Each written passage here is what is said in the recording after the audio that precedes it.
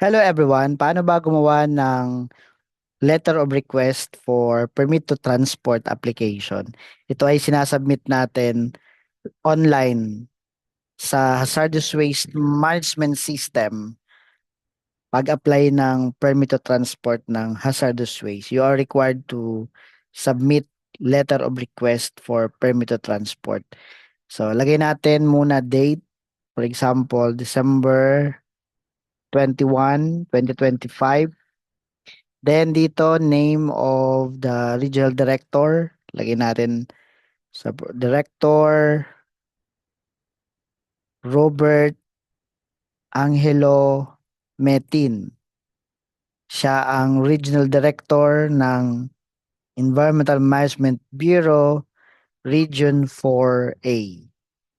So kung nasaan man kayong regional office, yung director po doon, regional director doon, sa kanya nyo po i-address ang official letter of request. At yung address, halimbawa, PITX, Tower 2, Barangay Tambo, Parañaque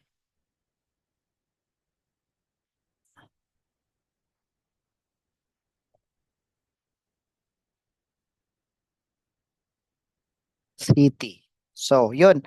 Um, Make sure na sa regional director ng concerned regional office ng EMB naka-address yung letter of request. And then, dear Director Metin, greetings.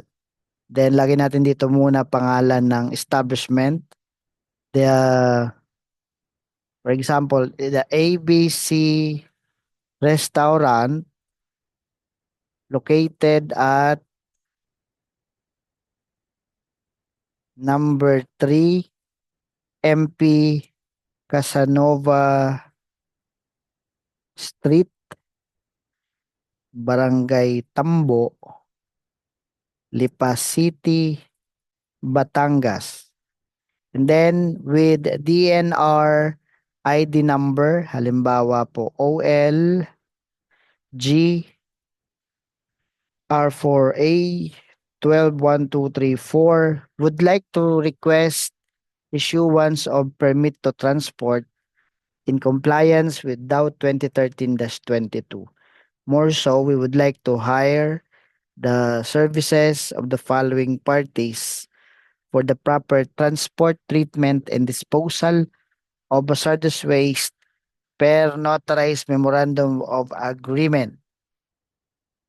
Ayan, lagay natin dito yung name ng transporter. Halimbawa, ABC Transporter Inc.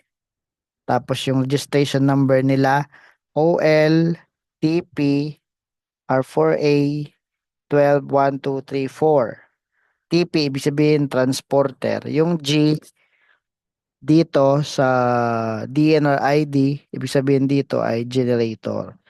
Then, sino naman yung treater, recycler, or TSD? Halimbawa, ABC Treater Inc. At ano yung registration number nila? OL, let's say TR R4A 121234. So, yun.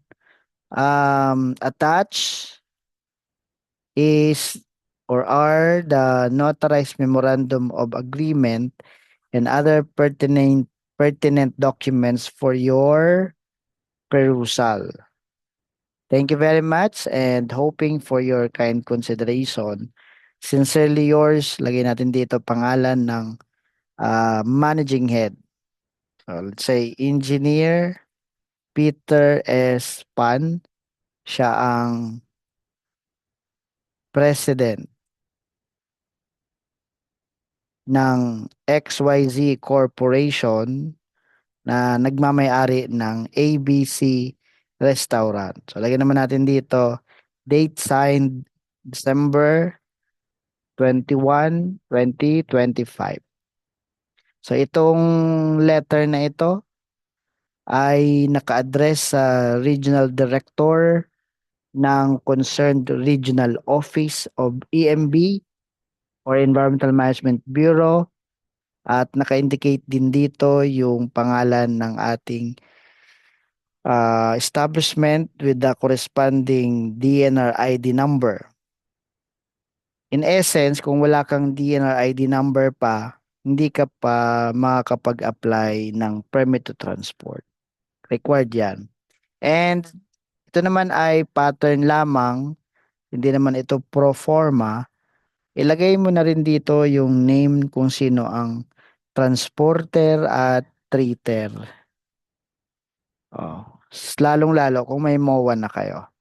Okay? So, pirmahan lang ito ng managing head at isasubmit mo na ito sa hazardous waste management system sa pag-apply mo ng permit to transport of hazardous waste.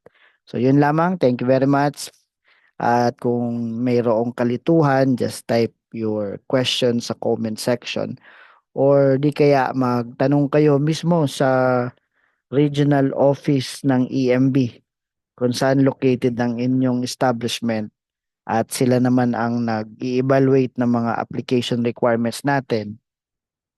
Lalong-lalo kung ganito, kung okay na ba yan, kailangan bang i-improve pa ito. So if you think helpful ang video na ito on the topic, the preparation of official letter of request for permit to transport, please like this video and share this video. Thank you very much, everyone, for time listening, and God bless us all.